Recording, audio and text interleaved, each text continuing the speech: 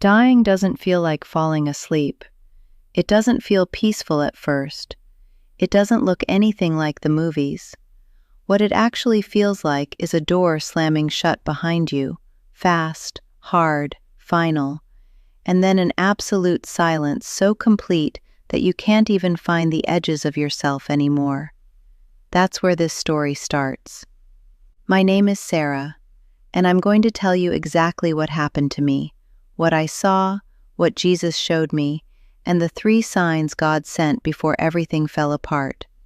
Signs I didn't recognize until I was standing on the other side of death, looking back at my own life like a stranger reading someone else's diary. If you're new here, please subscribe. This channel exists because stories like mine need to be heard, and your subscription is what makes that possible. And before I go any further, drop something in the comments. Tell me if you've ever had a moment where something felt wrong, but you couldn't explain why. Or if you've lost someone, and now, in hindsight, you see signs you missed. I read everything, every single comment, because what you share down there matters more than you know. Now let me take you back to where this begins. I was 34 years old.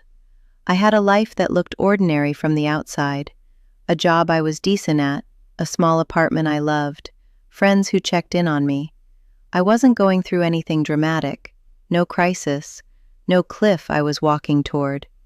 That's the part that makes the hardest stories hardest to tell, the ones that happen in the middle of a Tuesday, in the middle of a normal life, to people who had no reason to expect what was coming. The person who killed me was someone I had known for 3 years, not a stranger, not a face in a shadow, someone I had shared meals with, someone I had trusted with the kind of small, ordinary things that add up to a life, my routines, my habits, my address, my schedule. Someone I considered a friend. I'm not going to give you a name, that's not what this testimony is about. What I am going to give you is something worth far more than a name. I'm going to give you the signs. Because Jesus showed them to me. He showed me all 3, walked me through each one, explained what they meant, and told me why God sends them before every tragedy, not just mine. Every one. And I need you to understand something before I go on. I did not know these were signs while I was living through them. That's the nature of what they are. They don't arrive labeled. They don't come with a voice from the sky. They come quietly. They come wrapped in ordinary life. And if you don't know what to look for, you dismiss them exactly the way I did. So pay attention to what I'm about to tell you. The first sign came about 6 weeks before I died. I was with this person, the one who later took my life, and we were doing something completely mundane. We were sitting in a parking lot. They had picked me up to run an errand together. And right in the middle of a sentence, right in the middle of a conversation about nothing, about plans for the following weekend, something moved through me. I don't have a better word for it than that. Something moved through me. Not a thought, not an emotion exactly, something underneath emotion, a cold, quiet certainty that settled into my chest and sat there. It said, not in words, but in something more fundamental than words, this person is not safe. And I dismissed it in about 4 seconds. I told myself I was tired. I told myself I was being irrational. I told myself I was reading into something that wasn't there, projecting some anxiety onto a person who had never given me a real reason to feel that way. I pushed the feeling down, and I kept talking, and by the time we drove away, I had already half forgotten it. But Jesus showed me that moment when I was on the other side. He showed me exactly what that feeling was. That wasn't my anxiety. That wasn't my psychology. That was God's voice, stripped of everything extra, delivered directly into the center of my being. A warning, pure, clean, unambiguous in its original form, even if I had trained myself to hear it as noise. He told me, that is the first sign, the sudden knowing. It arrives before the mind has time to argue with it, before logic shows up and starts negotiating. That split-second certainty, pay attention to it. It is not irrational. It is the most rational thing you will ever feel, because it comes from the part of you that was made to hear from God. I wept when he showed me that. I wept because I remembered how quickly I had thrown it away. The second sign came about 3 weeks later. By then I had stopped thinking about that feeling in the parking lot. Life had moved on. There had been good days and ordinary days, and the usual movement of a normal month. Nothing had happened. The person was still the same person to me, familiar, trusted, present in my life. And then something small happened, a practical thing, an interaction that, on its surface, meant almost nothing. I had asked this person to hold something for me, a key. It was a spare key to my apartment, the kind of thing you give someone because it's convenient, because you trust them, because you've known them long enough that it feels like the natural next step in a friendship. A week after I gave it to them, I needed it back for a reason I no longer remember. I asked them to return it. They returned it without hesitation, normal, fine, except that I noticed, and immediately dismissed, a strange look on their face in the moment they handed it back. A fraction of a second, a micro-expression I couldn't name, something between calculation and concealment, gone before I could fully see it. I told myself I was imagining things, but on the other side, Jesus showed me that moment too. He paused it.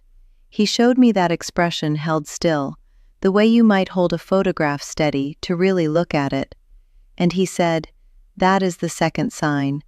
When behavior reveals what words conceal, when the body tells the truth that the voice is hiding." He explained it to me in a way I am still processing.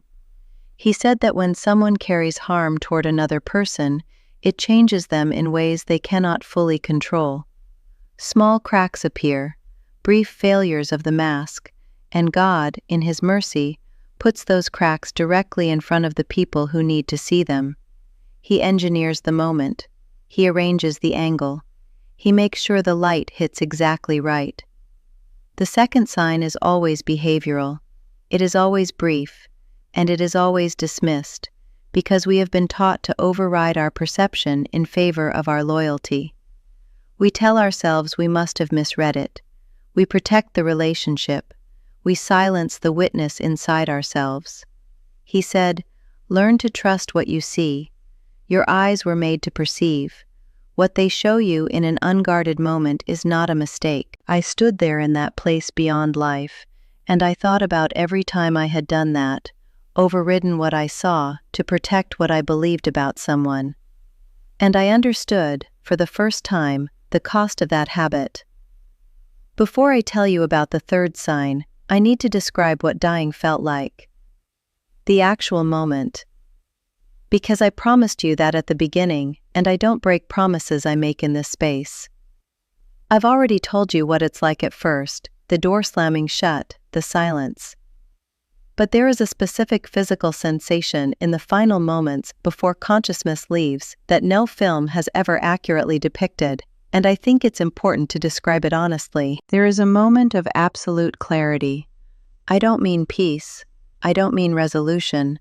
I mean cognitive clarity, a sharpness of perception that feels almost cruel in its precision. In the last seconds, I was aware of everything: the temperature of the room, the quality of the light, my own breathing, which was becoming labored, the face above me. I registered all of it with a completeness that felt almost mechanical. And then the pain stopped. Not gradually, all at once. And then I was somewhere else. It is impossible to describe the transition in language that does it justice. The closest I can come is this. Imagine being pulled out of water. You have been submerged your whole life. You didn't know you were submerged. It was simply the medium you existed in. And then, in a single instant, you are lifted into air. And you breathe in a way you never knew was possible. And everything is more real than anything you have ever experienced. More vivid, more present, more true. That is what crossing felt like. And then I was standing, and I use that word loosely because I had no body in any conventional sense. I was existing, present, aware, in a space that had no edges and no darkness and no weight. And I was not alone. The presence I encountered is the thing I am least able to describe accurately, and I have spent years trying. It was not a figure of light in the way people typically imagine. It was more than that. It was intelligence. Not intelligence as a quality that something possesses, but intelligence as a substance, as an atmosphere. Like walking into a room that is made of understanding. Like breathing in knowing. Every question I had ever carried, not just the ones I had consciously formed, but the ones buried underneath my years and my losses and my fears, I felt them dissolving. Not answered exactly, dissolved, as if they had been questions formed from confusion, and the confusion itself was now simply gone. Jesus didn't introduce himself the way a human introduces themselves. He was known. That's the only word. I knew him the way I know that I exist. It was not belief. It was not faith in the sense of hoping for something. It was recognition. The deepest, most fundamental recognition of my entire existence. The feeling of returning to something I had always been moving toward. And he spoke to me. Not in words the way you and I use them, in something more direct. Something that bypassed language entirely and arrived complete. Understanding delivered whole, the way light arrives, not in sequence but all at once. He showed me the signs. He showed me the first one, that cold certainty in the parking lot, and explained its nature. He showed me the second one, that look, that fraction of a second of truth, and explained why I had been positioned to see it. And then he showed me the third sign, the one I had buried deeper than the other two, the one I hadn't even consciously remembered until he brought it back. The third sign came 4 days before I died. I had a dream. I know how that sounds. I know that in ordinary life, dreams are static, dreams are symbolic noise, dreams are the brain processing the day's information. I believed all of that. I was not someone who took dreams seriously. But this was not that kind of dream. In the dream, I was standing in my apartment. The door was open, my front door, the one I used every day, the one I recognized in every detail. And there was something standing at the threshold. Not a person, not exactly, a presence. And the presence carried with it a feeling of absolute wrongness, the same cold certainty I had felt in the parking lot, but amplified, direct, undeniable. And a voice said, clearly, in the kind of clarity that doesn't belong to ordinary dreaming, "Do not let this in." I woke up, heart pounding. I sat in the dark for several minutes. I thought about what I had dreamed. I felt the residue of that warning running through me like current. And then I decided it was just a dream, and I went back to sleep.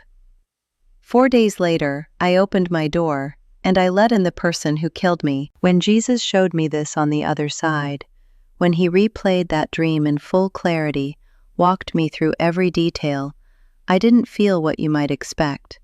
I didn't feel rage at myself for dismissing it. I felt something much quieter. A grief. A compassion for the version of myself who had been given everything she needed and had not yet learned how to trust it. He said to me, "The third sign is always the most direct. It comes when the first two have passed. It comes with urgency. It comes in the language of the dreaming mind, because that is the part of you that has not yet learned to argue with God." And he said, "I sent you all three. I did not send them as decoration. I sent them as protection." He said, "This is what I want you to carry back. That I speak before every tragedy, not after, before. The warnings come. They are real. They are deliberate. The question is never whether I send them. The question is whether the people who receive them have been taught to hear." I need to stop here and say something directly, because I know what some of you are thinking.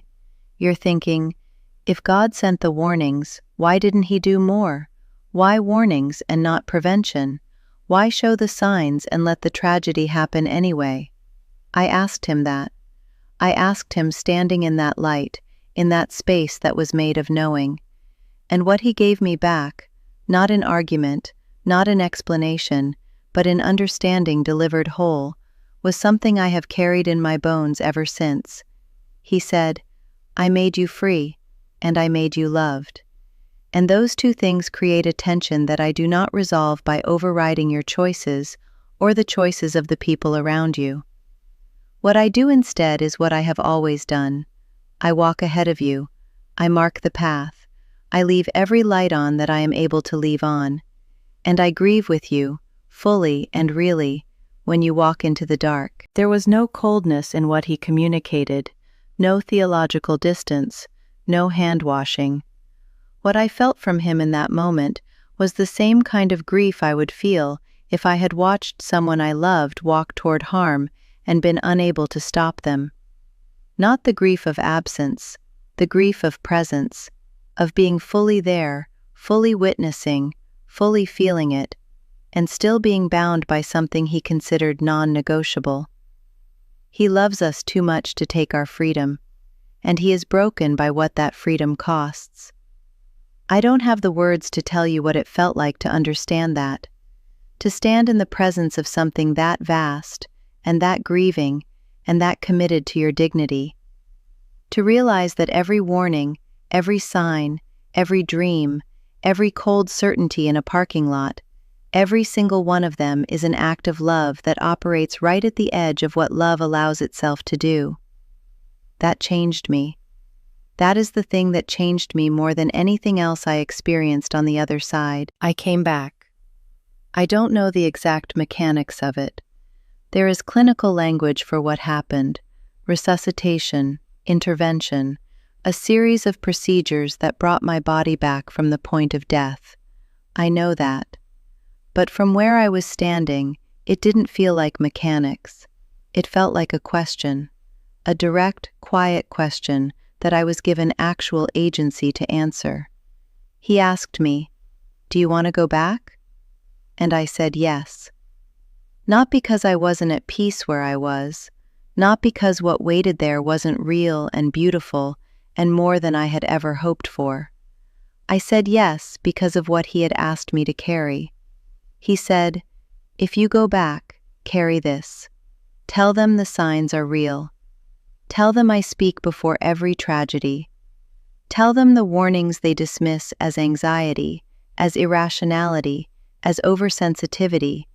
Tell them those are my voice, and they were made to hear it." I said, "I will," and I came back. I have scars. The physical ones healed in the way physical things heal, imperfectly, with texture, with the particular history that scar tissue carries. There are days when my body still tells me the story in a language I didn't ask to learn. There are places I can't touch without going somewhere inside myself that takes time to come back from. I'm not going to tell you that surviving this made me fearless. That would be dishonest. What it made me is something different, something harder to name and probably more useful.